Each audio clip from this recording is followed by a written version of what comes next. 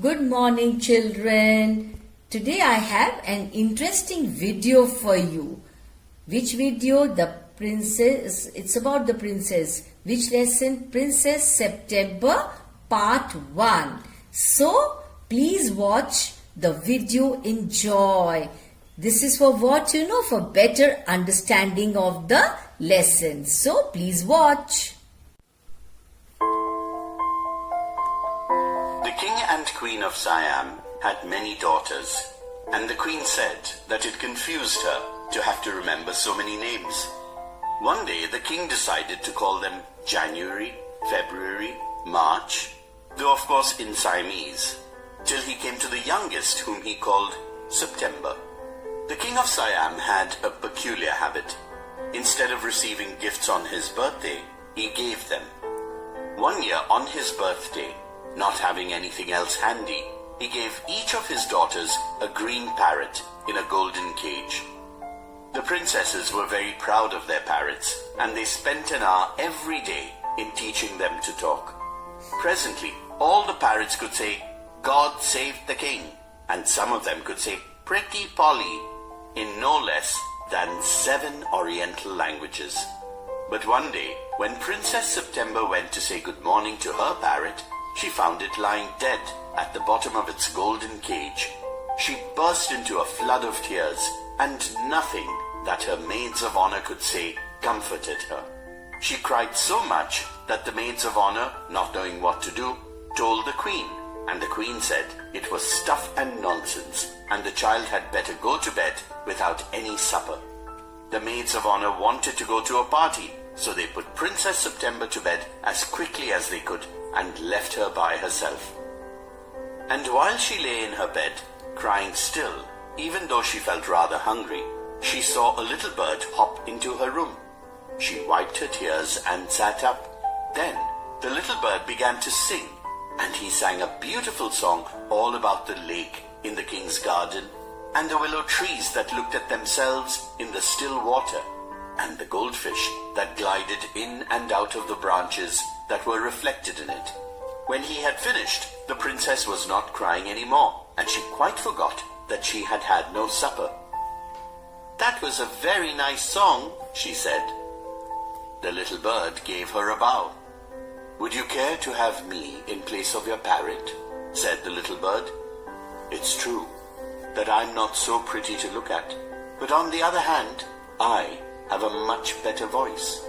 Princess September clapped her hands with delight, and then the little bird hopped on to the end of her bed and sang her to sleep. When she awoke next day, the little bird was still there, and as she opened her eyes, he said, "Good morning." The maids of honor brought in her breakfast, and he ate rice out of her hand, and he had his bath in her saucer. He began to sing again so beautifully that the maids of honor were quite surprised, for they had never heard anything like it, and Princess September was very proud and happy. "Now, I want to show you to my 8 sisters," said the princess. She stretched out the first finger of her right hand so that it served as a perch, and the little bird flew down and sat on it. Then, followed by her maids of honor, she went through the palace and called on each of the princesses, and for each of them the little bird sang a different song. But the parrots could only say, "God save the queen, God save the king," and "Pretty Polly." At last she showed the little bird to the king and the queen. They were surprised and delighted. "I knew I was right to send you to bed without any supper," said the queen. "This bird sings much better than the parrots," said the king. "I should have thought you got quite tired of hearing people say, 'God save the king,'" said the queen. "I can't think why those girls wanted to teach their parrots to say it too." "Their sentiment is admirable," said the king, "and I never mind how often I hear it.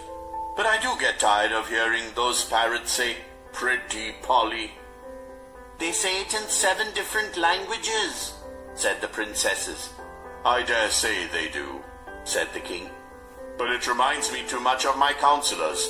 They say the same thing in 7 different ways and it never means anything in any way they say it. The princesses were vexed at this, and the parrots looked very glum indeed. But Princess September ran through all the rooms of the palace, singing like a lark, while the little bird flew round and round her, singing like a nightingale. Things went on like this for several days, and then the 8 princesses put their heads together. They went to September and sat down in a circle round her. "My poor September," they said, "we are sorry for the death of your beautiful parrot. It must be dreadful for you not to have a pet bird as we have.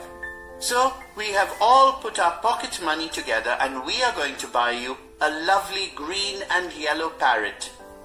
"Thank you for nothing," said September. "I have a pet bird which sings the most charming songs to me, and I don't know what on earth I should do with a green and yellow parrot." "Well, my dear," they said, "it's absurd to talk of your bird when the little fellow flies in and out just as he likes." They looked round the room and raised their eyebrows. "Do you mind our asking where your bird is now?" they said. "He has gone to pay a visit to his father-in-law," said Princess September. "And what makes you think he'll come back?" asked the princesses. "He always does come back," said September. "Well, my dear," said the 8 princesses, "if you'll take our advice, you won't run any risks like that. If he comes back, and mind you, if he does you'll be lucky, pop him into the cage and keep him there. That's the only way you can be sure of him." "But I like to have him fly about the room," said the young Princess September. "Safety first," said her sisters ominously. They got up and walked out of the room, shaking their heads, and they left September very uneasy. It seemed to Princess September that her little bird had been away a long time. Something might have happened to him. What with hawks and with snares, you never knew what trouble he might get into. Besides, he might forget her, or he might take a fancy to somebody else. That would be dreadful. She wished he was safely back again. Suddenly, September heard a tweet-tweet just behind her ear, and she saw the little bird sitting on her shoulder. He had come in so quietly and alighted so softly that she had not heard him. "I wondered what on earth had become of you," said the princess. "I thought you'd wonder that," said the little bird. "The fact is, I very nearly didn't come back tonight at all. My father-in-law was giving a party, and they all wanted me to stay. But I thought you'd be anxious." Under the circumstances, this was a very unfortunate remark for the little bird to make. September felt her heart go thump against her chest, and she made up her mind to take no more risks. She put up her hand and took hold of the bird. That was beautiful, isn't it, children? I hope you enjoyed watching the video on Princess September Part 1. That's all for this session. But before I finally say goodbye to you, once you read the story, you'll find it very interesting from the text. Okay? Thank you.